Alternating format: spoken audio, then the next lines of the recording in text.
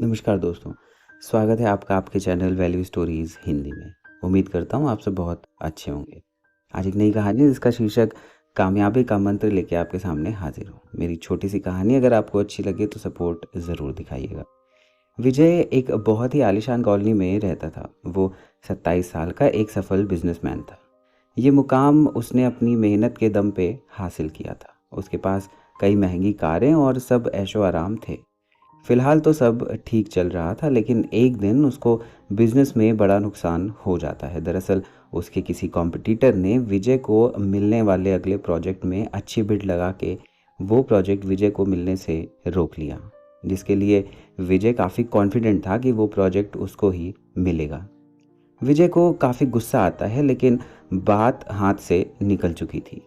एक सफल आदमी के कुछ कॉम्पिटिटर्स होते हैं, विजय के भी थे, जो विजय को नीचे लाने के लिए किसी भी हद तक जा सकते थे।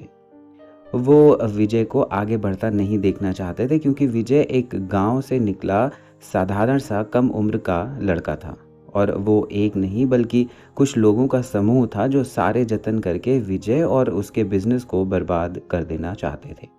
विजय ने प्रोजेक्ट जाने की वजहों का पता लगाने के लिए एक मीटिंग रखी, जिसमें उसे पता चलता है कि उसके कंपनी के किसी एम्प्लॉय ने ही खास जानकारी बाहर भेज दी थी, जिसकी वजह से एक बड़ा प्रोजेक्ट उसके हाथ से निकल गया।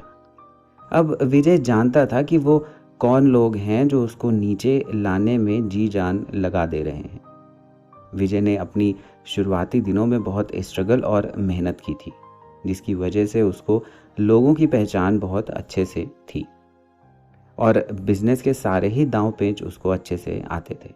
27 साल का होते हुए भी मानो उसको 50 वर्षों का अनुभव था और वो एक बात हमेशा कहता कि दोस्त कौन है इसका पता चले या ना चले, लेकिन अपने कॉम्पिटिटर्स का पता हमेशा होना चाहिए। कुछ समय बाद फिर से उसके कॉम्पिटिटर्स विजय से प्रोजेक्ट लेने का प्रयास करते हैं, लेकिन इस बार वो प्रोजेक्ट विजय से नहीं छीन पाते।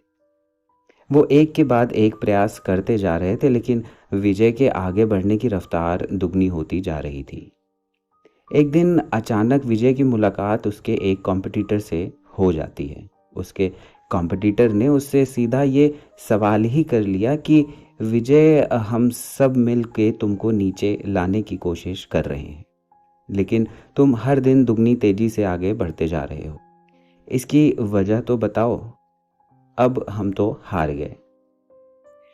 विजय कहता है कि मुझे अच्छा लगा कि तुम लोगों ने अपनी गलती को जल्दी ही पहचान लिया। मैंने कभी तुम लोगों को नीचे करने के बारे में नहीं सोचा, बल्कि मैंने अपने बिजनेस में नए अवसरों की तलाश में अपना ध्यान लगाया और उसी पे फोकस किया। वहीं दूसरी ओर तुम लोग सिर्फ मुझे पीछे और नीचे करने में फोकस करें और रिजल्ट तुम लोगों के सामने है। जब मुझे पता चला कि मेरे एम्प्लॉय को तुमने पैसा देके जानकारी निकलवाई, तो मैंने उसको निकालने की बजाय सभी को अलग अलग जानकारी देके खुद ही बिड का अमाउंट सेट कर देता था। इसी वजह से तुम लोगों को कभी सही जानकारी नहीं मिल सकी और सारे टेंडर हमारी ही कंपनी को वापस मिलने लगे और होने वाले प्रॉफिट को मैं उनमें बोनस के तौर पे बांट देता था, जिससे उनको पैसों की वजह से कंपनी छोड़ने का ख्याल भी ना आए।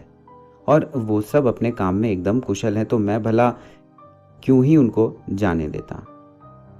विजय ये भी कहता है कि कामयाबी कभी किसी को नीचे गिराने से नहीं मिलती, बल्कि खुद की मेहनत और दिमाग को सही जगह लगाकर काम करने से मिलती है, जिसमें बहुत हार्डवर्क और समय देना पड़ता है। इसीलिए हर कोई सफल नहीं हो पाता।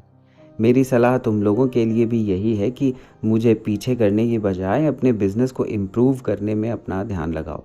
अपने एम्प्लॉयज़ पे ध्यान दो, सफलता खुद तुम्हारे पास आ जाएगी।